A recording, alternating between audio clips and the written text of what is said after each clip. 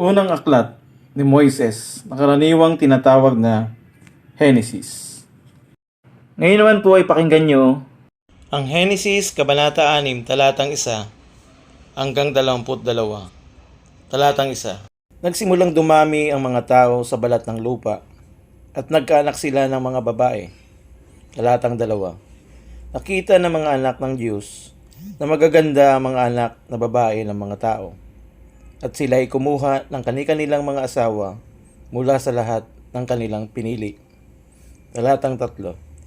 At sinabi ng Panginoon, ang aking espiritu ay hindi laging mananatili sa tao, sapagkat siya'y laman. Subalit kanyang mga araw ay magiging 120 taon.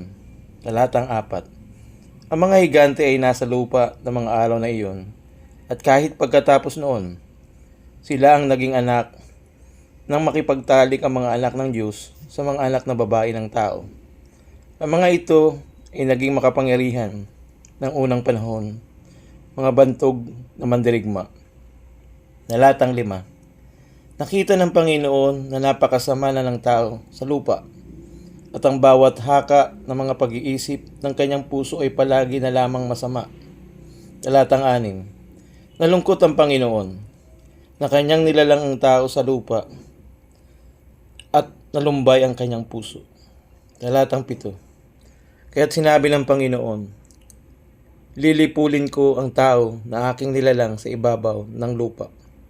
Ang tao, hayop, ang mga gumagapang, at mga ibon sa himpapawid, sapagkat ako'y nalulungkot na nilalang ko sila.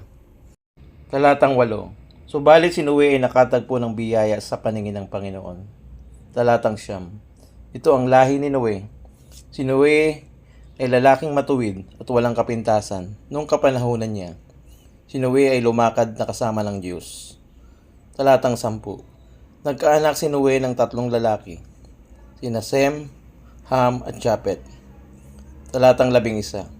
At naging masamang daigdig sa harapan ng Diyos, at ang lupa ay napuno ng karahasan. Talatang 12. Nakita ng Diyos na ang daigdig ay naging masama sapagkat pinasama ng lahat ng tao ang kanilang gawa sa lupa. Talatang 13. At sinabi ng Diyos kay Noe, pinasya ko nang wakasan ang lahat ng laman, sapagkat ang lupa ay napuno ng karahasan nila. Ngayon sila ay aking lilipulin kasama ng lupa. Talatang 14. Kumuha ka ng isang daong na yari sa kahoy na gopher.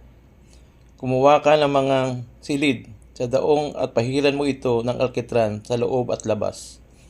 Talatang 15. Gagawin mo ito sa ganitong paraan. Ang haba ng sasakyan ay 300 siko. Ang luwang ay 50 siko. At ang taas ay 30 siko.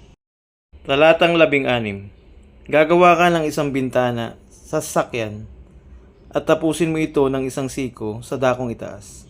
Ilalagay mo ang pintuan ng sasakyan sa kanyang tagiliran.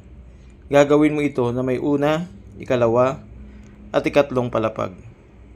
Talatang 17. Ako'y magpapadagsa ng baha ng tubig sa ibabaw ng lupa upang lipulin ang lahat ng laman na may hininga ng buhay sa ilalim ng langit.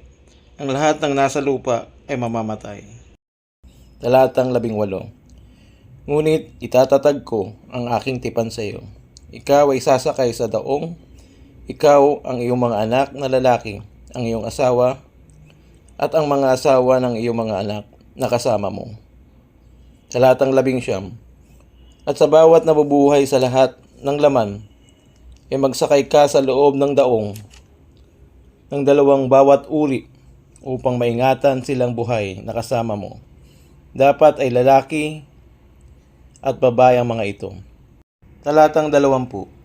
Sa mga ibon ayon sa kanilang uri, sa mga hayop ayon sa kanilang uri, sa bawat gumagapang sa lupa ayon sa kanilang uri, 2 sa bawat uri ang isasama mo, upang ang mga iyon ay manatiling buhay. Talatang 21. At magbaong ka ng lahat na pagkain at imbakin mo, at magiging pagkain para sa inyo at para sa kanila. Talatang 22.